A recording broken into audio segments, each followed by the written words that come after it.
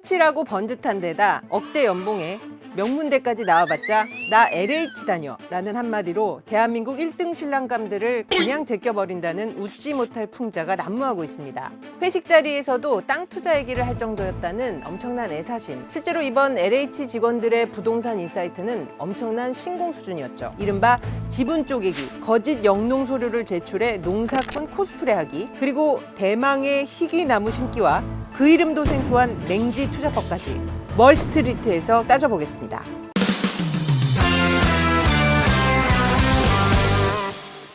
이 상황을 뭐라고 해야 될까요? 국민들을 그야말로 똘똘 분노로 뭉치게 한 사건입니다. LH 투기 의혹 사건, 이 얘기를 좀 짚어보겠습니다.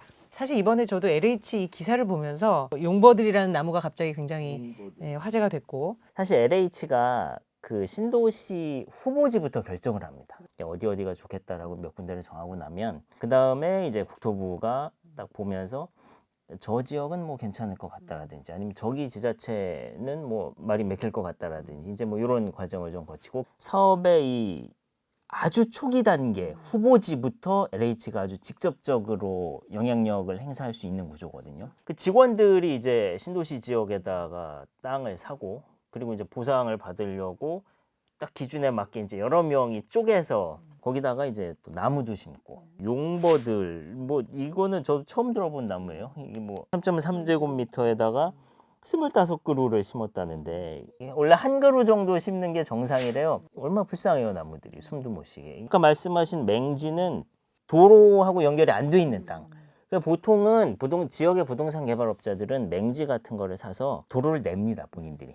여기 보면 그런 건 아닌 것 같고 그냥 그 개발 지역에 있는 맹지를 그냥 갖다 샀다. 그러니까 정보가 없었으면 절대 살 것 같지 않은 땅. 도저히 살 수가 없죠. 거기다가 이번에 그 산 걸 보면 대출이 엄청 많이 들어가 있잖아요.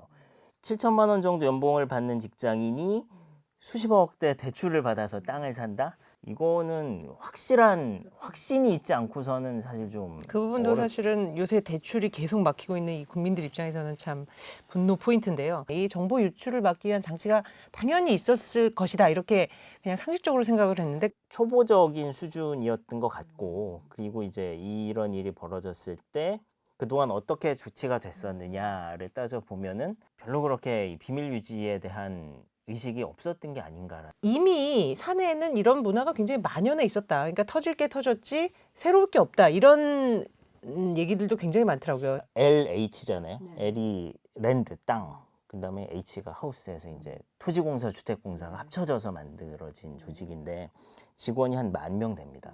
직원들이 기본적으로 이 땅하고 부동산에 대해서는 많이 알 수밖에 없을 것 같아요. 최소한의 어떤 그 직업의식 같은 게 있잖아요. 그런 게 없이 직원들끼리 투기 정보를 공유하기도 하고 필요한 사람들 명의를 그냥 공동으로 갖다 쓰기도 하고 무슨 부동산 개발업자의 법인카드 갖다가 쓴 LH 직원 있잖아요. 이거 그 기존의 다른 비리 사례들하고 비교를 해보시면 알겠지만 이거 굉장히 악질적인 사례거든요.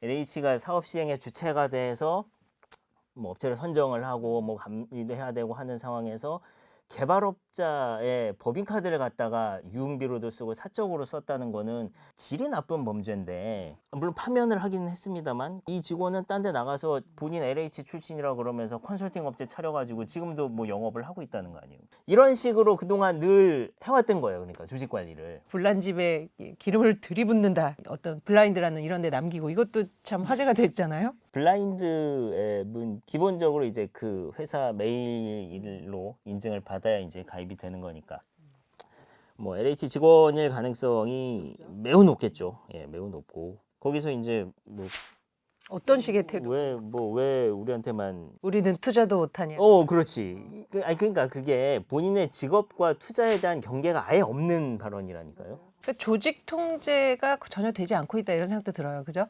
내부적으로 언론사나 조사기관에서 자료 요구할 때 뭐 응하지 말아라는 뭐 이런 내부 지침까지 있었다는 정도로 자산을 축적하기 이제 점점 힘들어지는 상황이잖아요. 이게 그런 상황에서 야 LH 직원들은 쟤네들은 회사 다니면서 얻은 정보 가지고 저렇게 투기를 해가지고 뭐 몇 억씩 그렇게 남겨 먹는다고 하면 그렇죠. 이게 이제 정책에 대한 신뢰하고도 연결이 될 거예요. 왜냐하면 정부가 이번에 뭐 이사 대책도 내놓고 하면서 이제 공급을 막 특히 공공 위주로 해서 쏟아내겠다. 그래서 안정시키겠다.